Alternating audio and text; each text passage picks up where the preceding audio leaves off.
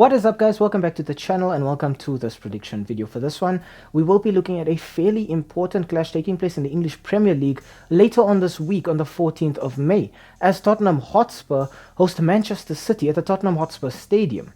The last time Spurs and City went head to head was in the 4th round of the FA Cup on the 26th of January. The two sides had a standard back and forth, with City playing their standard possession style football, trying to pick holes in the opposition, while Spurs were looking to hit them quickly on the counter-attack. But it was only in the 88th minute when we saw the first goal of the game. Kevin De Bruyne plays a cross into Spurs' box from a corner, and it's just fumbled by the defense and the keeper, and Nathan Ake is there to poke it home past the keeper. And that is exactly how the match ended, 1-0 to Manchester City. The Citizens seeing their back-to-back treble aspirations continue because they were still in a strong position in the Champions League, going through now in the FA Cup and still competing for the Premier League. While for Spurs, it was a case of them having watched their Premier League dreams dissipate before their eyes and now having to watch the same for their FA Cup dreams as well.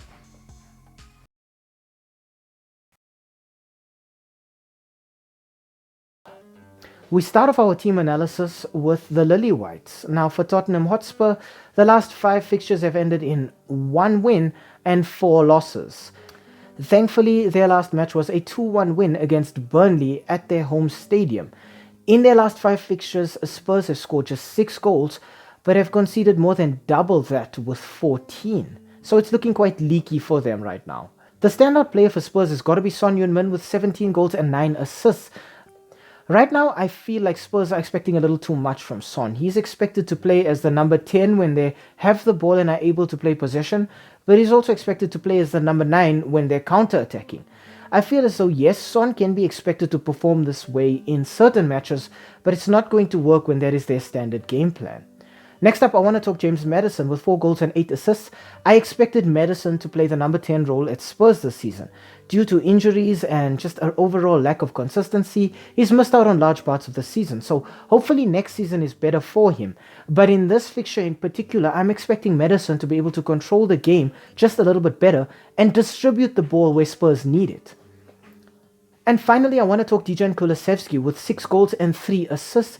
Kulusevski is supposed to be Spurs out in terms of getting attacking moves started out wide. But I think, like Maddison, Kulusevski has struggled with injuries and overall lack of form this season. But in this match in particular, I'm expecting Kulusevski to either stretch the wingbacks and then cut in and take a shot, or be able to beat them with pace and get crosses in, so that Spurs can at least score from aerial balls instead.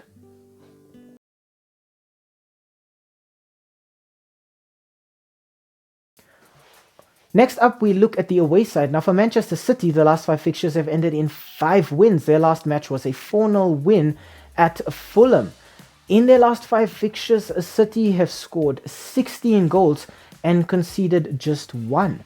So on top of that clean sweep of 5 wins, they find themselves with 4 clean sheets as well. The standout player I feel for City in this one is going to be Phil Foden with 25 goals and 11 assists. I expect Foden to get a goal. I expect him to either play as a winger or in that number 10 role and just pull defenses towards him. I think he's going to have a very important role because he's going to be dictating things, but also he's going to have the pace and the agility to orchestrate up front and to make attacking runs as well. Next up, I want to talk Julian Alvarez with 19 goals and 13 assists. I expect Alvarez to make an appearance here somewhere, either as a sub or as a starting number 9 for City.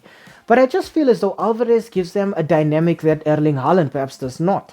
He's quicker, he's better with the ball at his feet, and he contributes more to City in terms of build-up than I feel Erling Haaland does. And finally, speaking of orchestrating things, I want to talk Kevin De Bruyne with 6 goals and 17 assists.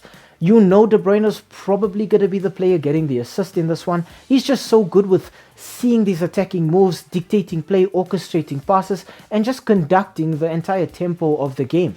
But I think what is incredible is you look at De Bruyne getting these insane amounts of assists, and it kind of makes you forget that he did spend a large part of the season missing due to injury.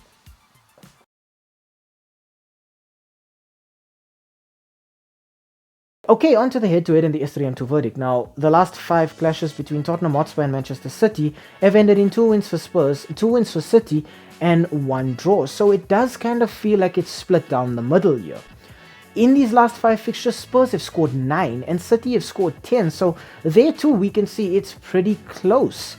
When we look at the league, however, Manchester City find themselves first with 85 points, while Spurs find themselves fifth with 63 points. So there's quite a few points separating the two.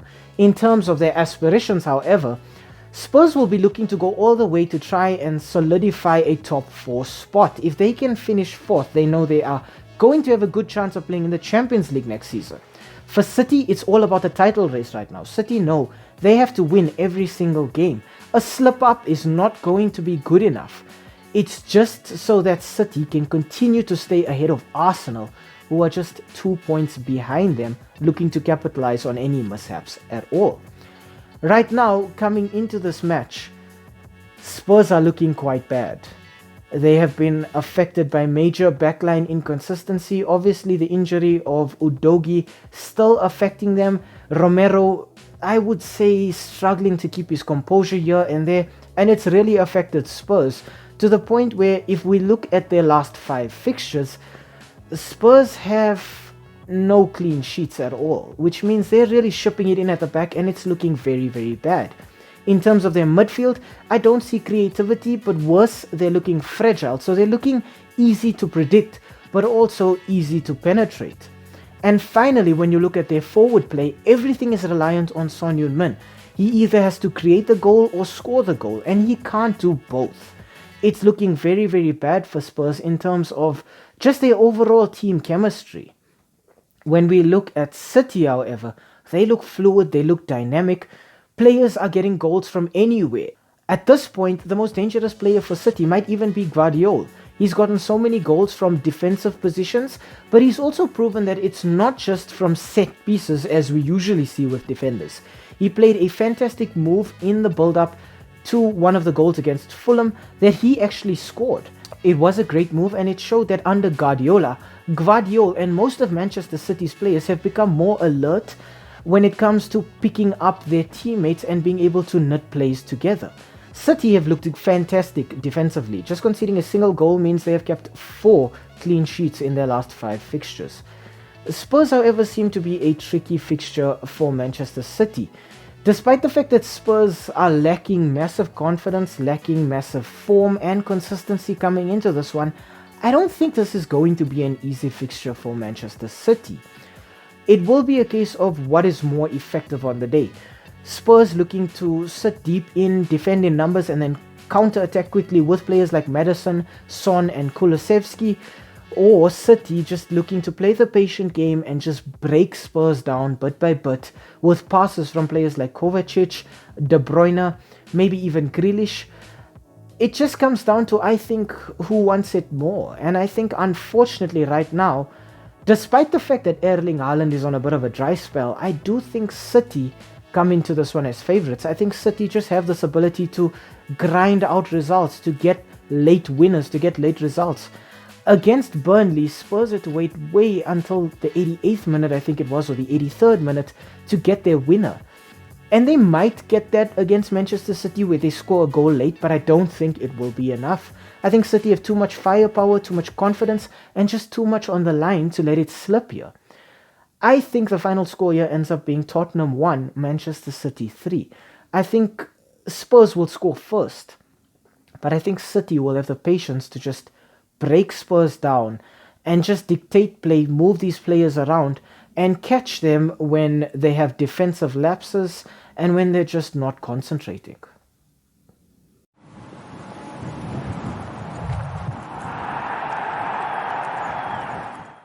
Hi, thank you for making it to the end of this video. We really appreciate the watch time and the fact that you took some time out of your day to spend it with us talking about the sport that we all love. If you enjoyed the content, why not, drop a like down below or comment in the comment section.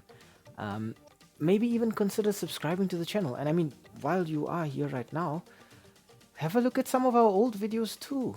They should be appearing on the screen right now, along with that subscribe button. So you know exactly what to do. Um, thank you so much. It really helps with the YouTube algorithm. And have a great day out there. And we hope to see you again very, very soon. Thanks. Stay safe.